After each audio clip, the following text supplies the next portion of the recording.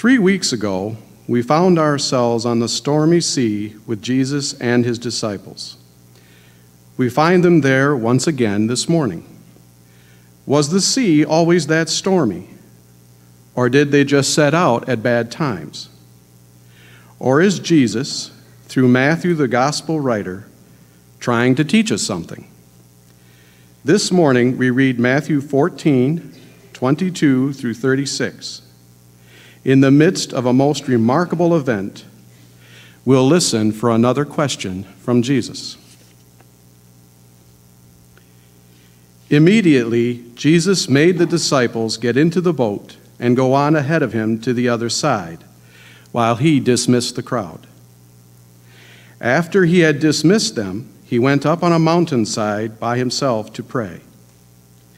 Later that night, he was there alone, and the boat was already a considerable distance from land, buffeted by the waves because the wind was against it. Shortly before dawn, Jesus went out to them, walking on the lake. When the disciples saw him walking on the lake, they were terrified. "It's a ghost," they said, and cried out in fear. But Jesus immediately said to them, "Take courage, it is I. Don't be afraid." "Lord, if it's you," Peter replied, "tell me to come to you on the water." "Come," he said. Then Peter got down out of the boat, walked on the water, and came toward Jesus. But when he saw the wind, he was afraid, and beginning to sink, cried out, "Lord, save me!" Immediately, Jesus reached out his hand and caught him. "You of little faith," he said, "why did you doubt?" And when they climbed into the boat, the wind died down. Then those who were in the boat worshiped him, saying, "Truly, you are the Son of God." When they had crossed over, they landed at Gennesaret. And when the men of that place recognized Jesus, they sent word to all the surrounding country.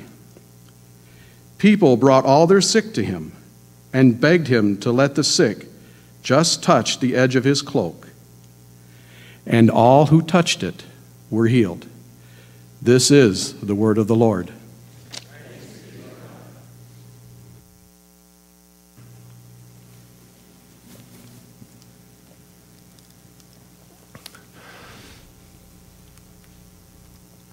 If we follow Jesus long enough, either through one of the Gospels or in Holland, we might find that eventually he leads us to places we might rather not be. Now, we were in this territory just a few weeks ago when we found Jesus and his disciples out on the stormy lake again, but Matthew returns to this scene, to a type of scene like this, and so we do as well. If we follow Jesus long enough, either through one of the Gospels or around Holland, we might find that in time he leads us to places we might rather not be. So we might ask ourselves the question, Jesus, why are you doing this? Why do you go to these places? What are you up to here?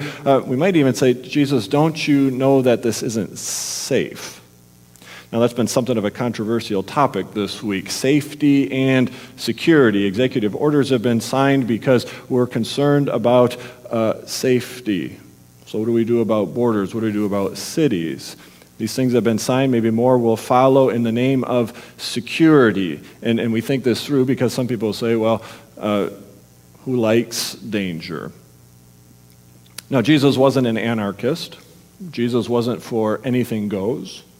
And yet, if we follow Jesus around, we find that for him, safety was not his number one priority.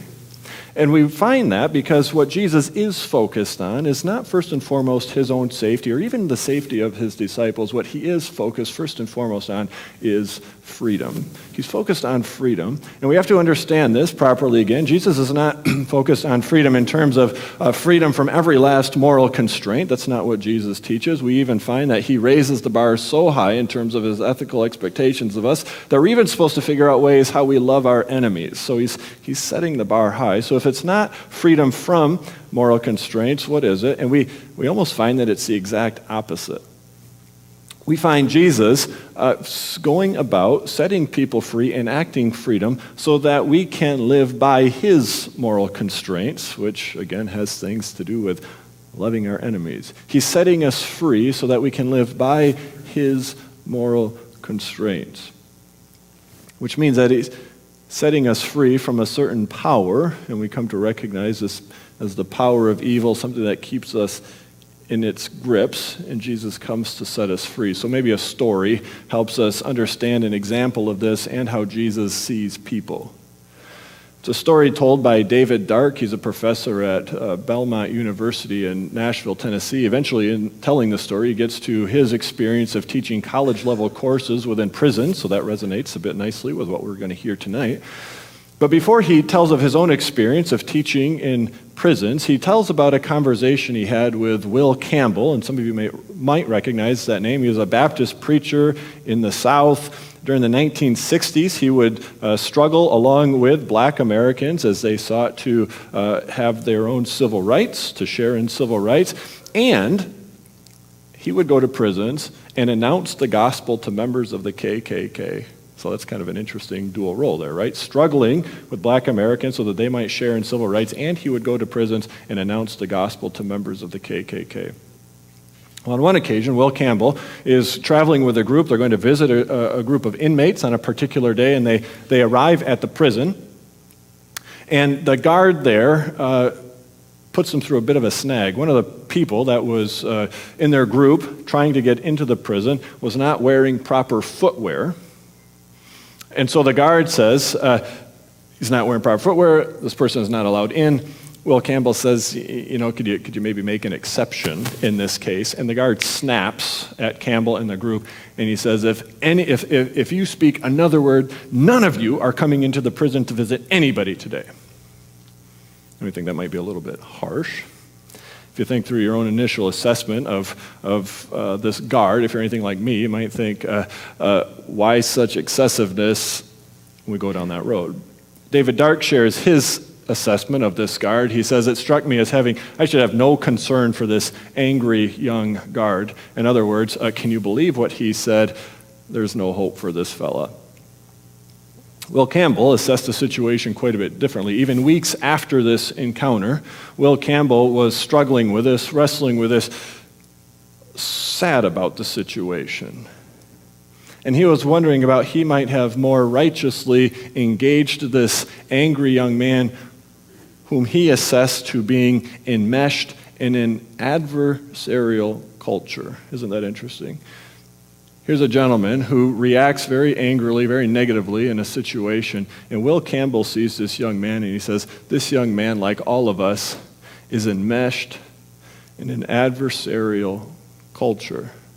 Meaning that through Campbell's eyes, this young man is in the grip of something, of some power, and he's almost lost his own freedom to act anything but adversarial. And Campbell longs for this young man to be set free. To be set free from this something, from this power that keeps him in his grip, so that he can only respond in angry ways.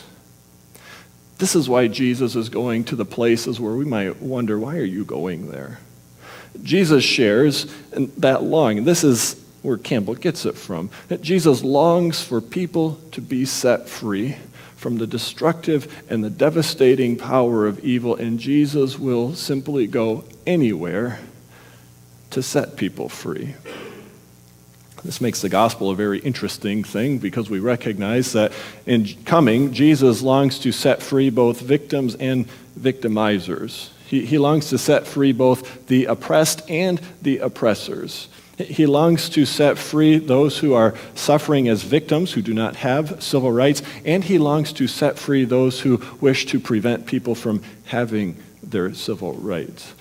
Jesus comes to set all of us free, and he is willing to go anywhere to enact freedom.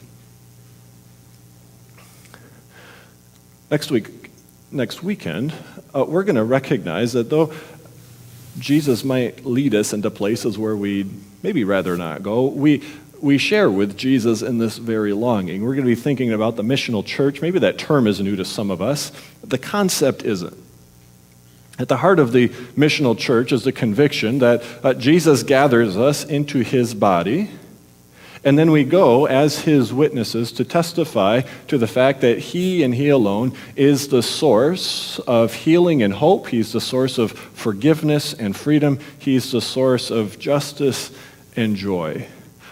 We recognize that as Jesus people, we are gathered in worship in the name of Jesus so that we are sent in the name of Jesus, so that wherever we go throughout any given week, whether it be to work or school, in our neighborhoods, in our places where we volunteer, governments, wherever we might go, we testify to the truth, to the grace, to the reign of Jesus Christ, and the fact that he longs to set people free.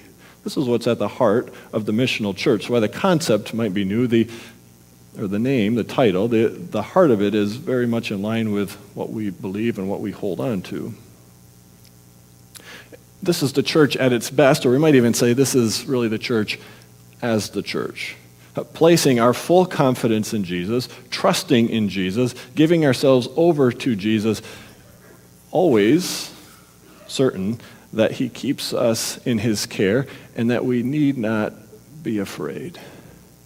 And maybe that's the surprising thing that comes to us over and over again from the gospel. We need not be afraid. We heard Jesus asking this question a couple of weeks ago when the disciples try to wake him while he's asleep and they're trying to figure out what to do about this storm. And he asked them a question. You have little faith. Well, why are you so afraid? We get the same message in this passage. Although initially, before we realize again that we need not be afraid of our circumstances, we remember even more significantly that we need not be afraid of Jesus and then of what he's going to be calling us to do. Maybe you picked up on this. The disciples are scared out of their minds again. It might be because they're out on a sea that's very rough and the waves are against them. They've been battering their boat. But we're not told that this is the reason why they are afraid. The reason we're told they are afraid is because unknowingly they see Jesus coming to them walking on the lake. They think he's a ghost. That's why they're terrified. Now, at first we might say this is for good reason. Ordinarily, human beings do not walk on water. Maybe you heard this story as a kid, as I did, and you wondered if, well, maybe me too. Right? So I remember as a little child stepping into the bathtub, but if I stepped gently and lightly enough, could I walk on the water? And I remember walking up to the edge of the lake, stopping, and gently reaching out, could I walk on the water? Now, you never read about this in the local news, so you know that I couldn't. And this is what we expect. Human beings, ordinarily, do not walk on the water. So when Jesus' disciples see him coming to them, most naturally they conclude, this is not a human being. It must be a ghost. Maybe it's a disembodied spirit. It is not a human being. So it's time to hit the panic button. Now, Jesus' disciples obviously get this wrong. They see Jesus, they just don't recognize that it's him. But their response to Jesus is in some ways a helpful pointer for us. They are afraid. They recognize in this moment that the one they are seeing, even though they have not correctly identified him as Jesus, they recognize that this person is most extraordinarily other. We might remember John from Revelation having a similar encounter. It's an encounter with a resurrected Jesus. He hears a voice. He turns around to see the voice. What he encounters is a most majestic, most authoritative person. And John writes this, when I saw him, I fell at his feet as though dead. This is something of the experience the disciples are having. Unbeknownst to them, they are looking at Jesus.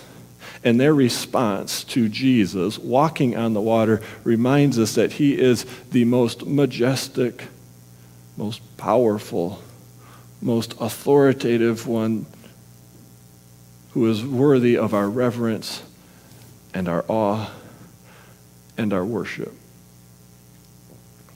Now, graciously, in the midst of all of this, to his terrified disciples, who might have been able to know better at this point, Jesus speaks 3 very short statements. Take courage. It is I. Do not be afraid. And this is good news.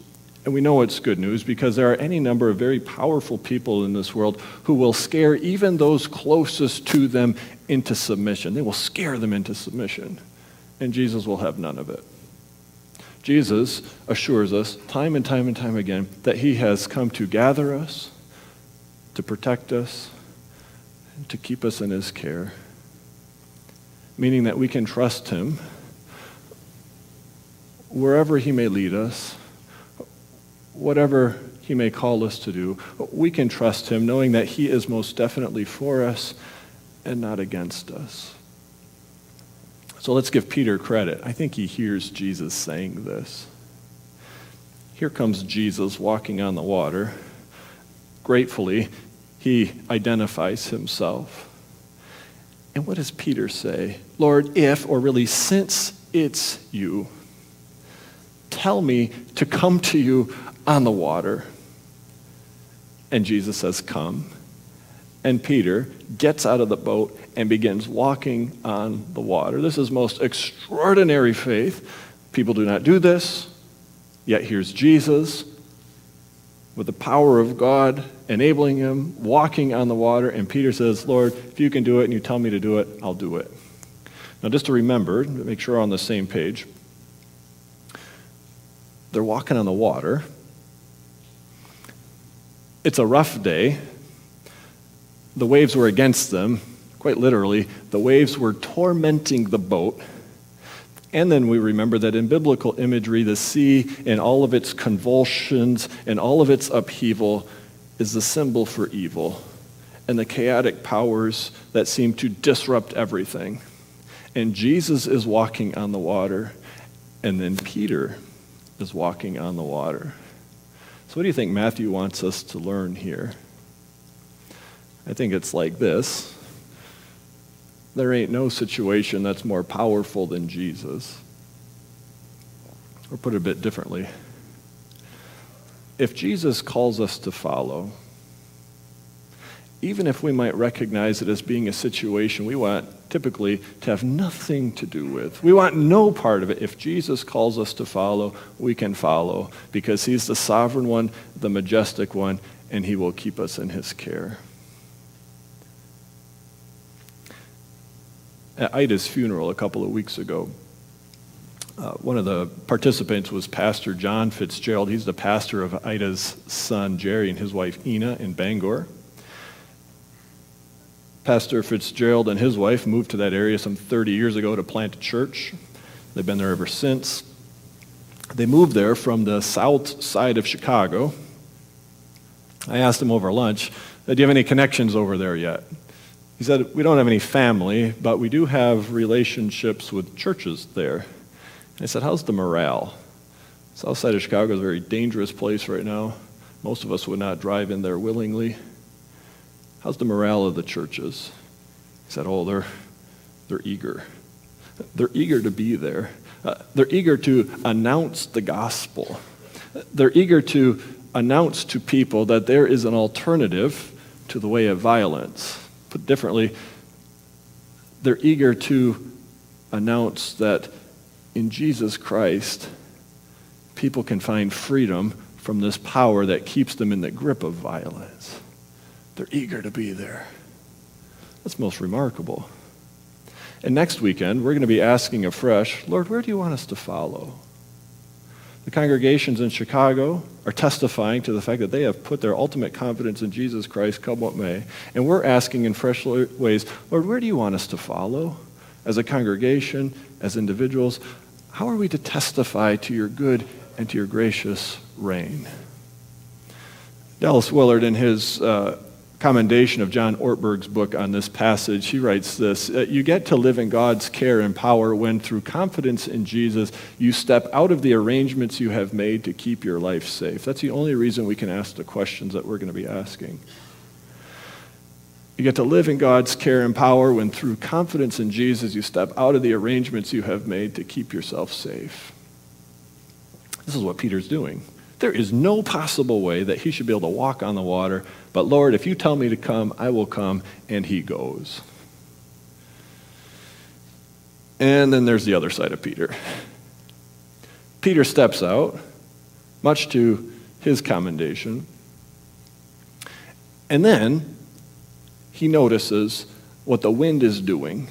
It's wreaking havoc on the waters. The waves is just as bad as they were before he stepped out, and he begins to sink, and he cries out, "Lord, save me." Now, most graciously, Jesus, before saying a word, reaches out, he grabs Peter, and he catches him, and he saves him, just like Peter had prayed, and I think it's a beautiful reminder to us that our prayers are not heard and answered because we are so worthy, but only because God, through Jesus Christ, is so merciful. But the prayer is answered. And then Jesus has the question. And I wonder if he's still holding on to Peter's arm with Peter's body mostly under the water yet. And he says, "You of little faith, why did you doubt?" Now, doubt here is not a questioning about who Jesus really is. This is only moments after Jesus has revealed himself as the great I am, the one who walks on the water. They have just seen Jesus in all of his majesty and all of his authority. Peter's not wondering about who Jesus is. Instead, he's become of two minds of a sort. He knows who Jesus is, but instead of keeping his attention fully there, he's also started to pay attention to the circumstances. And he realizes that this is completely beyond who he is and his ability to succeed in this moment, and he's wondering if he's got enough, and he sinks. It's classic, and we do it. Lord, tell me to follow. Where would you have me go? And we follow because this is Jesus. And then we enter the situation. We might find that it's more difficult than we thought. It's beyond our capacity to endure, and we begin to feel overwhelmed. This is what Peter's doing. But the question is really quite gracious. You of little faith, why did you doubt? It's a little wonder that Matthew records nothing of Peter's response. There's really nothing for Peter to say. And if we look really, really closely in our Bibles, we'll probably find a picture of Peter looking back at Jesus quite sheepishly with a look that says, "Yeah, how foolish of me." Instead of keeping his attention solely fixed on Jesus, Peter begins to consider Jesus and his circumstances, and he begins to sink. I think Matthew has told us this story.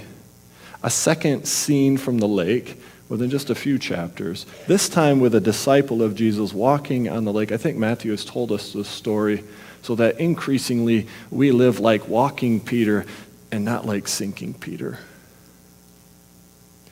Jesus and Matthew are not pretending to tell us that the sea really isn't all that bad. They know that it's bad and it can wreak havoc. But Jesus wants us to know, and Matthew is conveying this to us, that despite the worst that the sea might do, Jesus remains with us, and he is majestic, and he is completely sovereign. And even when the sea threatens to do its worst, he's with us, and he keeps us in his care.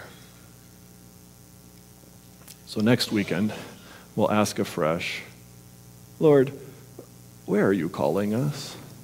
Where are you calling me? Where would you have me testify to your reign, to your grace, to your truth, to your freedom and acting power? And how would you have me do that? Limited to our own resources, we never begin to ask those questions. But trusting as we do in Jesus Christ, as the one who has received all authority in heaven and on earth, we'll ask those questions afresh. And we'll know that wherever the Lord may lead us in giving us answers to those questions, we're right where we need to be, and we need not be afraid. Let's pray. Lord Jesus, we might tremble with the disciples for a couple of reasons. First, because of circumstances, and then sometimes because we catch a glimpse again of your majesty. And it dawns on us again that while you are like us and you appear to be ordinary in so many ways, you are completely other. And as the one who has received all authority in heaven and on earth, you are worthy of our reverence, of our awe, and of our worship. And we thank you that in the midst of it all, you come to us and you say, take courage. It is I. do not be afraid.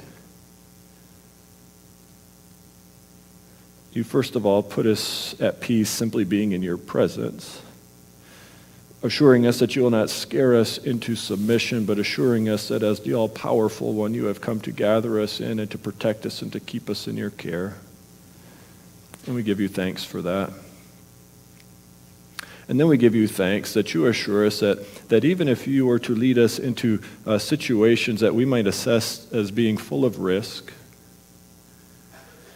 questionable about the wisdom of entering in, you assure us that given your presence and given your authority and the power that you work through us, that we can walk in the places you lead us, not because we're so strong on our own, but because you're with us and because you are more powerful than any circumstance with which we might be presented. Reveal yourself to us again. Reveal yourself to us anew. Increase our confidence in you, that we might know that you truly are sovereign. As the disciples say, that you are truly the Son of God, that you are worthy of our worship, and that you're for us, and that you're for the peoples of this world. Thank you for setting us free. It's our prayer that as you lead us and as we follow, that we might see how you are setting others free through our testimony to you. And we pray this in your name. Amen. We sing in